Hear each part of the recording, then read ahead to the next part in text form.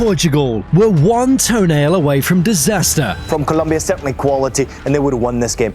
I'm surprised they didn't. I don't like the toenail offside at all. Literally. If Davinson Sanchez's foot had been a fraction smaller, Portugal would have walked into the knockout rounds, carrying a defeat instead of a draw. Is it Davinson Sanchez? Yeah. If Davinson Sanchez were a size 8 instead of a size 10, it would have been a 1-0 victory for Colombia. VAR saved them. This much offside because the guy's toe, but the rest of his body's there, or his shoulder is slightly offsides. This needs to be changed in the game. It's killing it. But that's not the scary part. The scary part is that Colombia completely exposed the blueprint for beating Portugal. And now that blueprint belongs to Croatia, which means this isn't just another round of 32 match. This game could completely change the balance of the entire FIFA World Cup. 5 goals against Uzbekistan papered over a lot. That scoreline felt like confirmation. Portugal arriving, Portugal clicking, Portugal becoming the tournament threat everyone predicted. But Portugal responded in a very good way, in a very positive way, and in a very great fashion. 5-0 against Uzbekistan. After DR Congo held them, I think Congo deserve all the credit, to be honest. I thought they defended to a man outstanding. I think they kept a higher line than we've seen in the World Cup games so far, because they noticed that Portugal weren't really wanting to threaten him behind, and I think then Colombia outplayed them. But I'm talking about if you actually watched the game, which we all did, this was a statement, and it could have been a bigger statement is what I'm saying, that Colombia bossed Portugal. And suddenly, those 5 goals look less like a statement and more like a distraction from 2 performances that should make every Portuguese supporter slightly uneasy. Against Colombia, Portugal recorded 0.7 expected goals. Colombia produced more than double that, according to data tracked by SofaScore and FOTMob. Colombia attempted nearly twice as many shots, created the clearer opportunities, and controlled large stretches of the game physically and tactically. Colombia has 20 shots, and maybe 10, 15 of them came from outside the box. They had a lot of room to shoot from outside the box consistently because Luis Diaz was pushing a midfielder out to the side. Portugal didn't lose, but they didn't really compete either. And there's a difference between surviving a match and being in one. There was one team trying to win the game and the other team just kind of hanging on and hoping to get a counterattack. And Colombia, the team that did not need to win this match to finish first in the group, they were the ones trying to win the game. Whereas Portugal were just kind of absorbing pressure and hopefully. The midfield numbers make it even stranger. Vitinha completed virtually every pass he attempted against Colombia, something close to 54 from 54 at one point. That's an extraordinary statistic for a midfielder operating under real pressure. But here's the problem with pass completion. It doesn't score goals. It doesn't break defensive lines. It doesn't make a centre-back take a step backward out of fear. Colombia simply stepped onto Vitinha, denied him space in the final third, and the entire Portuguese attack slowed to a crawl. But I would credit Colombia by stepping onto Vitinha and not allowing him to have the tempo and dictate the game normally as he liked. All that clean passing produced almost nothing dangerous. Bruno Fernandes is the other part of this puzzle. Bruno Fernandes, he needs to hit the showers. He needs to get on the bus because he was a ghost. The Bruno who plays for Manchester United, the one who hits passes he has no business attempting, who speeds entire matches up through instinct, hasn't fully shown up for this Portugal team. At international level, he's been operating in a slower, more controlled register. Everything gets checked, everything gets recycled. And while that discipline might make Portugal harder to press, it also makes them far easier to defend against. They stop being unpredictable, they become patient, and patient teams don't break organized defenses. I was not impressed with how they played the second half and their lack of intent going forward, their lack of dynamic movement going forward. I was expecting more for Portugal, but maybe this is who they are. Ronaldo's situation is slightly different, and honestly a little unfair to reduce to simple criticism. I think he stands out because of the name and how legendary he is, but I think when you look at his performance, he tried, he ran around. Me and Stevie were watching him and think he's working hard, pressing, dropping deeper than you'd expect a 41-year-old to, trying to drag defenders out of position. The problem isn't effort, the problem is service. Offensively, there's a problem. And the problem is not just Cristiano Ronaldo. It's the service from Portugal, and it's the lack of creativity. If the ball isn't arriving in dangerous areas, he's a presence rather than a threat. Ronaldo was just another player today. He wasn't the superstar. Right. Apparently one of the best players that have ever kicked the ball. He just, tonight, was another player. But he wasn't a superstar, but he wasn't rubbish. No. It was. Well, he was just an ordinary footballer tonight. Which pretty much the Portuguese team were overall today.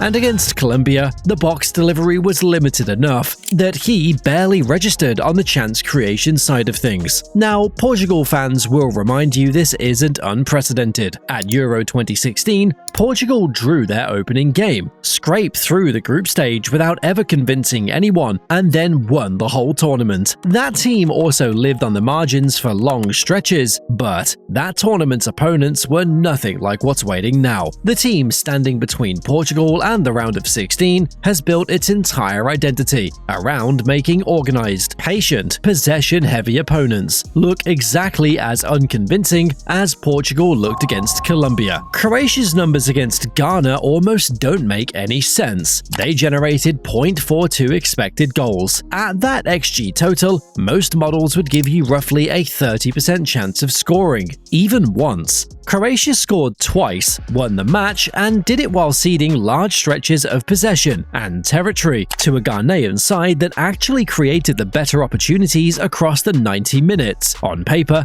Ghana should have won that game. The underlying data says Ghana should have won that game. Croatia simply didn't care. This version of Croatia doesn't operate on volume. They don't need 15 chances. They don't need dominance. What they need is patience, organization, and that one moment when the opponent's concentration dips for just long enough. Everything about Zlatko Dalic's setup this tournament screams efficiency over aesthetics, survival over spectacle. And here's what makes that genuinely frightening for Portugal specifically. Croatia are comfortable giving possession away. They want opponents to have the ball. They want long spells of slow build-up because that's when defensive blocks get settled, distances between lines get managed, and the game eventually arrives at the moment Croatia have been waiting for. One slightly risky pass going astray, 1 second ball dropping to a Croatian midfielder in space, one counter-attack with numbers forward before Portugal's shape recovers. This isn't the free-flowing 2018 Croatia that reached the World Cup final through breathtaking attacking football, dismantling Argentina and England in stretches of the tournament through sheer creative quality. That team played on front foot. This team plays a completely different game, colder, more patient, more willing to absorb suffering. Overall, I think Croatia are probably doing as well as they possibly can at the moment. And arguably more dangerous inside a single knockout match because of it. Modric at 40 is the embodiment of that shift. He doesn't cover the ground he once did. Nobody reasonable expects him to. But what he does instead is control the emotional temperature of every match he plays in.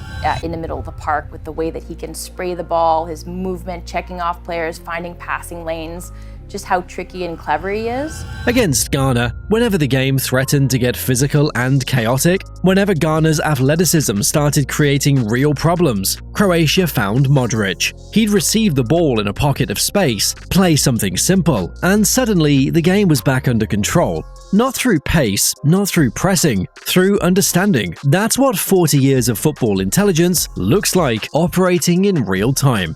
And Vitinha is about to run directly into it. Vitinha's strength is circulation. He finds angles nobody else sees, keeps the ball moving at a tempo that suffocates pressing teams and makes Portugal breathe. But Croatia aren't a pressing team. They'll let him circulate. They'll let him complete pass after pass in front of their defensive block, and they'll wait, because Modric has spent 2 decades learning exactly when circulation becomes desperation. He knows the moment a midfielder stops passing with purpose and starts passing out of anxiety. That's when Croatia move. So, the midfield duel isn't just tactical, It's psychological. Vitinha needs to force the game forward. Modric needs to slow it down and let Portugal's own patience work against them. Whichever of those two things happens first probably decides the match, which is why the opening goal matters more than in almost any knockout fixture you'll watch this tournament. Portugal score first, Croatia's entire tactical blueprint gets ripped up. Suddenly, they have to attack. Defensive lines push higher. Space opens behind them. Leão's pace, João Neves driving forward. Bruno Fernandes, finally, in a game that demands instinct over control. That's a Portugal that looks genuinely dangerous. The Portugal that tore through Uzbekistan in the first half, fast transitions, direct build-ups, runners arriving into the box before the defense could set, might finally come back when there's no cautious group stage calculation, forcing them to sit back and circulate. But Croatia score first, everything flips. Portugal must chase. Modric manages the tempo from deep, slowing the game down to exactly the rhythm Croatia want. Every Portuguese attack becomes slightly more rushed, slightly less structured, and Croatia's whole experience in knockout football, built across Qatar, Russia, and every deep tournament run this generation has produced, tells them exactly what to do with a lead and a team chasing it. They've been here before. Spain, Brazil, England, Belgium. None of these badges protected anyone once the whistle blew, and Croatia were ahead with 30 minutes left. Portugal's ceiling is undeniably higher. And it's the same as Portugal. I don't think we've seen a good Portugal. On their very best day, this squad has the quality to hurt anyone still standing in this tournament. Vitinha, Bruno, Leão, João Neves, Nuno Mendes, Ronaldo. That's a starting 11 most nations would take without hesitation. Look at Vitinha, you look at Bernardo Silva, Bruno Fernandes, you look at the youthful upstart in João Neves.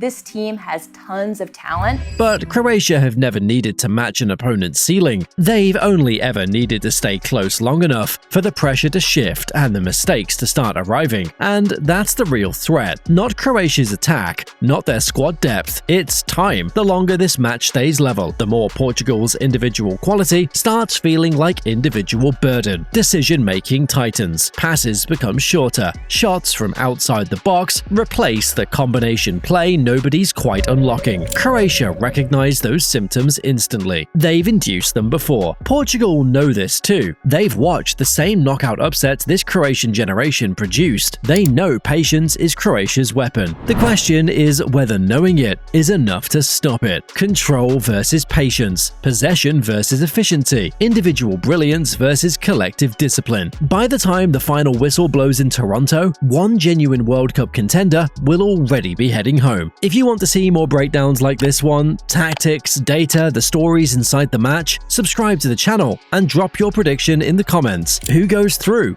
Portugal or Croatia?